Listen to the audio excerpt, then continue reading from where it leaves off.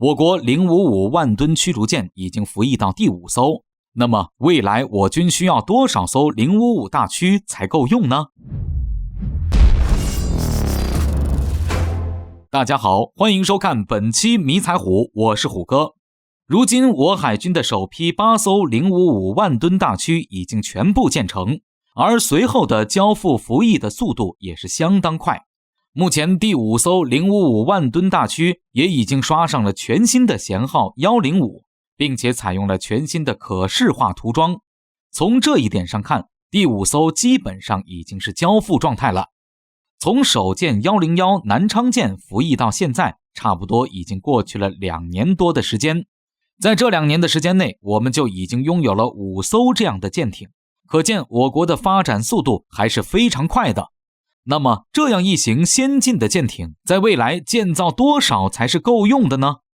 ？055型导弹驱逐舰标准排水量9000吨，满载排水量12300吨，最大航速33节，可以续航7000海里，并且在整个舰体的设计上采用了全新的一体化桅杆、双波段雷达等设计，这样就使得整个舰艇的上层建筑看上去更加的简洁。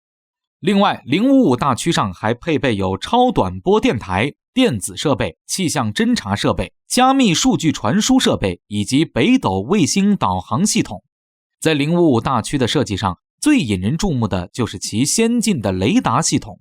有总功率113兆瓦的4台燃气轮机为全舰提供动力，这也有助于降低震动和噪音，增强舰艇的隐蔽性能。055大驱的舰桥高度并不高，但是在舰桥上的封闭桅杆塔的截面积相对来说要大一些，侧面就可以设置大型的电扫阵面的天线开口，这也是055设计当中的最大一个亮点，就是将 X 波段与 S 波段的电子扫描雷达阵列相结合。S 波段的雷达主要的优点就是搜索范围广泛，而 X 波段雷达优势主要在于精度，两者合二为一，就能够实现既看得远，同时还看得准。虽然现在世界上有许多国家的军舰都已经在同时使用 S 波段的雷达和 X 波段的雷达，但是真正意义上实现两者合二为一的双波段雷达，除了美国的福特级核动力航母之外，就只有055万吨大驱了。而在防空火力上面，在055服役之后，按照航母搭载24架歼15的装备条件，全驱逐舰护航编队由4艘 052C、D 和2艘055组成时，全舰区域防空火力与美国相近，战术导弹发射单元数量在416至448个，即使编队不在海上进行导弹武器补充，也有足够火力保证编队单航次的高强度防空火力。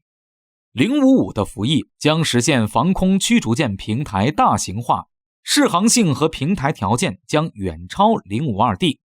055驱逐舰的服役也意味着我国的各大驱逐舰支队将迎来一次重大的转型升级。在此之前，由于驱逐舰数量的不足，我国各大驱逐舰支队根本就无法满编，实际上是驱逐舰护卫舰混编的状态，甚至还将 054A 型护卫舰当成了驱逐舰来用。如今中国海军如果开始批量服役055大型驱逐舰，单舰排水量超过8000吨的远洋舰将成为护航时的核心。现有6000吨级052就可降低装备级别，增强多用途能力，以承担通用驱逐舰的功能。而 054A 则可以逐步退出，以后就主要承担我国的近海防御任务了。未来我国的航母战斗群水面舰艇的构造将会非常简单，主要作战舰艇就3种，一是7000吨级的 052C-D 型驱逐舰，另一种就是055型万吨大驱，最后就是航母本身。这样既增强了航母战斗群的作战能力，同时也简化了后勤。至于说我国的055大驱造多少艘才够用，在虎哥看来这主要取决于我国未来拥有多少艘航空母舰以及2栖攻击舰。其实055型驱逐舰的定位比较类似于美国海军提康德罗加级巡洋舰，美国总共建造了27艘提康德罗加级巡洋舰，用于保护美国海军航空母舰和两栖攻击舰。考虑到我国的海外利益越来越多，所需的航母数量至少也要在6艘以上。同时，两栖攻击舰所需要的数量也在8艘以上。这也就意味着至少需要20艘以上的055大驱来负责航母战斗群和两栖作战群的防空和反潜作战。大家不要以为这个数量很大，实际上未来我国航母战斗群将主要由055和052 D 型驱逐舰担任起舰队的防空和反潜任务，而如今的054 A 型护卫舰则会因为航速太慢，跟不上航母，以及排水量太小而被踢出远洋舰队的行列。没办法，谁让我们一直对标的就是美国海军呢？